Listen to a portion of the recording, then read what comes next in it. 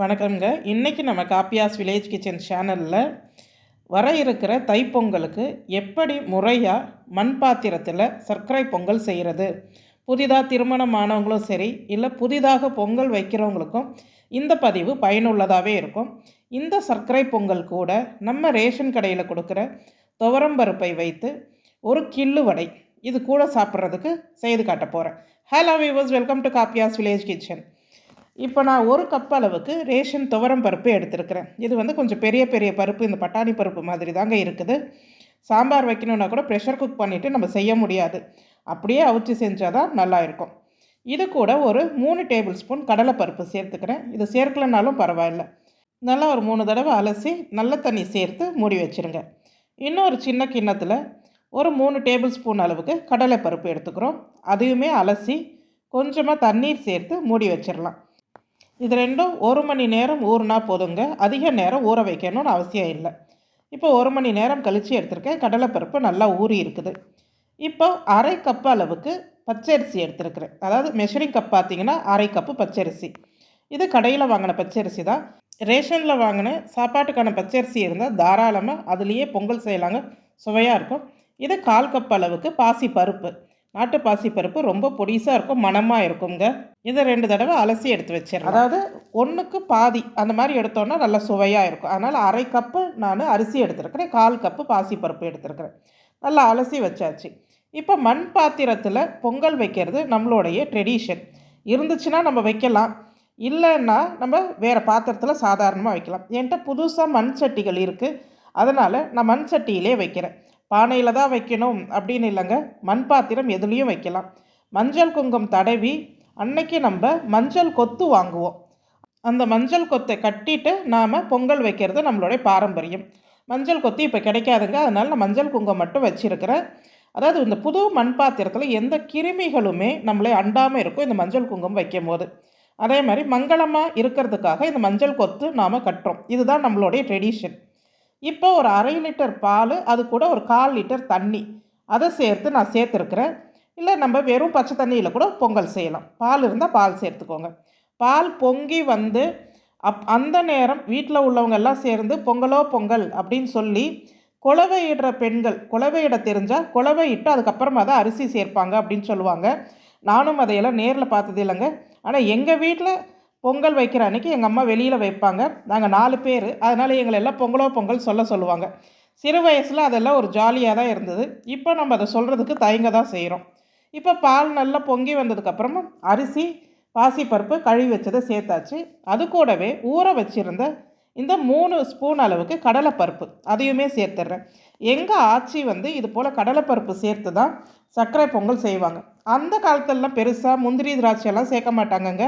இது போல் கடலைப்பருப்பு சேர்க்குறவங்க சேர்த்து செய்கிற ஒரு பழக்கம் இருக்குது. அதையே நம்ம சாப்பிடும் போது ஒரு முந்திரி கடித்து சாப்பிட்ற ஒரு சுவை தெரியும்.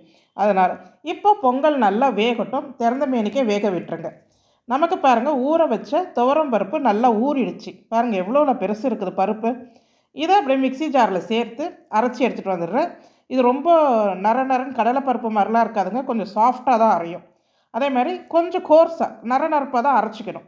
இதுக்கு வெங்காயம், பச்சை மிளகாய், இஞ்சி, கொத்தமல்லி, கருவேப்பிலை, புதினா எல்லாமே பொடிசாக நறுக்கி வச்சுருக்கிறேன். எல்லாமே சேர்த்துட்றேன். இதில் சோம்பு, காஞ்ச மிளகாய் இது போல் நான் எதுவும் சேர்க்கலை மசால் வடைக்கு மாதிரி. ஏன்னா நம்ம இதை வடையாக செய்ய போகிறதில்ல, இது ஒரு கிள்ளு வடை மாதிரி சும்மா. அதாவது இந்த ரேஷன் துவரம் பருப்பு இருந்ததுன்னா நீங்கள் பயன்படுத்தி செய்யலான்றதுக்கு தான் இந்த சர்க்கரை பொங்கல் கூட. இது காரத்துக்கு ஒரு ஸ்நாக்ஸு. ஸோ உப்பு, பெருங்காயத்தூள் போட்டு கலந்து வச்சுருங்க. வானிலையில் எண்ணெய் சூடு பண்ணிவிடுங்க. இதுலேயே சும்மா அந்த மாவை வந்து கொஞ்சம் கொஞ்சமாக எடுத்து கிள்ளி போடுறது. பக்கோடான்னா நம்ம உதிர்த்து போடுவோம். இது வந்து உதிர்த்தெல்லாம் போட முடியாதுங்க, கொஞ்சம் கொஞ்சமாக அள்ளி தான் நம்ம போட முடியும். உடனே கரண்டியை போட்டு கிண்டக்கூடாது. இதை போட்டுட்டு ஒரு 10-20 செகண்ட் அப்படியே விட்டுறணும் மிதமான தீயில். ஓவராக ஹை ஃப்ளேம் வைக்கக்கூடாது. அந்த மீடியம் ஃப்ளேம்லேயே விட்டுட்டு அதுக்கப்புறமா நீங்கள் திருப்பி போட்டிங்கன்னா தான் நல்லா வெந்து வரும். இல்லைன்னா அப்படியே கரைய ஆரம்பிக்கும். ஸோ ஒரு பக்கம் வெந்ததுக்கப்புறமா அதை அப்படியே நம்ம கிளறி விட்டு இப்படி பொன்னிறமாக வரும்போது நாம் எடுத்துடலாங்க. ரொம்பவே மொறுமொறுப்பாகவே இருக்கும். தாராளமாக நீங்கள் இந்த பருப்பு சாம்பாருக்கு பயன்படுத்தலைன்னா இது போல் செய்யலாம். இதையே நீங்கள் பக்குவமாக வடை மாதிரியும் செய்யலாம். இதில் கடலைப்பருப்பு சேர்க்கணும்னு அவசியம் இல்லை. ரேஷனில் வாங்கின துவரம் பருப்பு, பச்சரிசி தான் இருக்குதுன்னு சொன்னால் அதை வைத்து நீங்கள் இது போல் சுவையாக செய்து பொங்கல் தாராளமாக கொண்டாடலாங்க. அதுக்கு தான் இந்த சின்ன பதிவு. இதுக்கு நான் புதினா சட்னி அரைச்சிருக்கேன். புதினா, கொத்தமல்லி, கருவேப்பிலை, ஒரு பச்சை மிளகாய், இஞ்சி, சீரகம், புளி கொஞ்சம், உப்பு சேர்த்து அப்படியே அரைச்சி வச்சுருக்கிறேன். இப்போ பாருங்கள், நமக்கு சர்க்கரை பொங்கல் ஓரளவுக்கு நல்லா வெந்துருச்சு. தண்ணி பத்தலைன்னா நம்ம கொஞ்சமாக தண்ணி சேர்த்துக்கலாம். அதில் ஒன்றும் தப்பு இல்லை. பால்லே முழுசாக வேக வைக்கணும்னு கிடையாது. சாதம் அப்படியே கட்டியாக வேக வைக்கணும்னு இல்லைங்க, நல்லா தள்ளன்னு இருக்கணும். இப்போ கொஞ்சம் தண்ணி சேர்த்து மூடி வச்சுருக்கிறேன். அது அப்படியே கொஞ்சம் மிதமான தீயில் இருந்துக்கிட்டு இருக்கட்டும். அதுக்குள்ளே நாம் வெல்லத்தை கரைச்சி எடுத்துகிட்டு வந்துடலாம். ஏன்னா வெல்லத்தில் நமக்கு ஏதாவது இம்ப்யூரிட்டிஸ், தூசிகள் இருக்கலாம். அதனால் 1 கப் அளவுக்கு வெல்லம் எடுத்துருக்கிறேன். சாதாரணமாக எனக்கு இனிப்பு போதுன்றவங்களுக்கு இந்த 1 கப்பு சரியாக இருக்கும். இல்லை எனக்கு சர்க்கரை பொங்கல் சரியான இனிப்பு வேணுன்றவங்க 1.25 கப்பு வெல்லம் எடுத்துக்கோங்க. நான் 1/4 கப்பு நாட்டு சர்க்கரை சேர்க்க போகிறேன், அந்த நிறம் நல்லா வருன்றதுக்காக. அதனால் 1 கப்பு வெல்லம் கரைச்சி எடுத்துக்கிட்டேன். இப்போ பாருங்கள், அப்படியே அரிசி எடுத்தால் அப்படியே கூழ் மாதிரி மசியுது. நமக்கு அந்த அளவுக்கு மசிஞ்சிடணும். இப்போ நம்ம வெல்லத்தை வடிகட்டிடலாம். இது கூட ஒரு 2 கல் உப்பு போட்டுக்கோங்க. அப்போ தான் அந்த இனிப்பு நல்லாவே இருக்கும். இதை நல்லா கிளறி விட்டுடுங்க. ஏன்னா இது வெல்லம் பாகு வெல்லம் இல்லை, அதனால் இந்த நிறம் கூட அவ்வளோவா இருக்காது. அதனால் நான் ஒரு 1/4 கப் அளவுக்கு நாட்டு சர்க்கரை இது கூட சேர்த்துக்க போகிறேன். நாட்டு சர்க்கரை சேர்க்கும் போது அந்த நிறம் கொஞ்சம் நமக்கு கிடைக்கும். அதே மாதிரி எங்கள் வீட்டில் இனிப்பு கொஞ்சம் மிகச்சரியாகவே இருக்கணுங்க. இது போல் சர்க்கரை பொங்கல், பாயாசம் இதெல்லாம் செய்யும்போது நல்ல ஒரு சரியான இனிப்போடு சாப்பிட்டே பழக்கமாயிடுச்சு. இதை பொங்கல் அன்னைக்கு தான் நம்ம செய்யணும், பண்டிகை அன்னைக்கு தான் இது போல் செய்யணும்னு இல்லைங்க. மிகவும் ஆரோக்கியமான ஒரு உணவு சர்க்கரை பொங்கல்.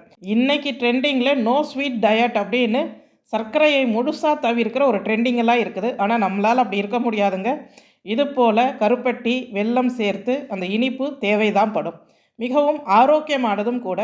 வாரத்தில் 1 நாள், மாதத்தில் 2 நாள் கண்டிப்பாக பிள்ளைகளுக்கு செய்து கொடுக்கணும். இது போல் உணவுகள் தான் பிள்ளைகளுடைய வளர்ச்சிக்கும் உடல் ஆரோக்கியத்துக்குமே ரொம்பவே நல்லது. இப்போ ஒரு 2 டேபிள் ஸ்பூன் அளவுக்கு நெய் சேர்த்து முந்திரி, திராட்சை நல்லா வறுத்துட்டு அதில் நம்ம சேர்த்துடலாங்க. நல்லா தளதளக்க சர்க்கரை பொங்கல், அதுவும் மண் சட்டியில் அப்படியே பிரமாதமாக இருக்குது. கொஞ்சமாக ஏலப்பொடி சேர்த்துருங்க. அதாவது உங்களுக்கு நல்ல வாசமாக கோயிலில் செய்கிற மாதிரி வேணும்னு சொன்னால் 1 பிஞ்ச் அளவுக்கு பச்சை கற்பூரம் சேர்த்துக்கோங்க. அவ்வளோதான். இல்லைன்னா அது கூட ஒரே ஒரு லவங்கம் இடித்தும் சேர்க்கலாம். கோயிலில் செய்கிற சர்க்கரை பொங்கல் மனம் உங்களுக்கு கிடைச்சிடும். இது அப்படியே சட்டியில் இந்த தளத்தளப்போடு இருந்தால் தான் இன்னும் கொஞ்சம் நேரம் ஆக இன்னுமே கொஞ்சம் இருக்கும். எங்கள் ஆட்சியெலாம் செய்து வைக்கும் போது மறுநாளில் கேக்கு மாதிரி வெட்டி எடுத்து சாப்பிடுவோங்க. அவ்வளோ ஒரு சுவையாக இருக்கும். பாருங்கள், சுவையான சர்க்கரை பொங்கல், அது கூட கொஞ்சம் கிள்ளு வடை, அதற்கு இணையாக டைஜஷனுக்கு நமக்கு ஒரு புதினா துவையல் சுலபமாக. இது போல் செய்து கொடுங்க. எங்கள் வீட்டில் இது ஒரு வேளை உணவாக முடிஞ்சிருச்சு. ஸ்நாக்ஸ் எல்லாம் கிடையாதுங்க. எப்போ நாங்கள் இது போல் செய்தாலும் அது அந்த நேரம் சாப்பாடு.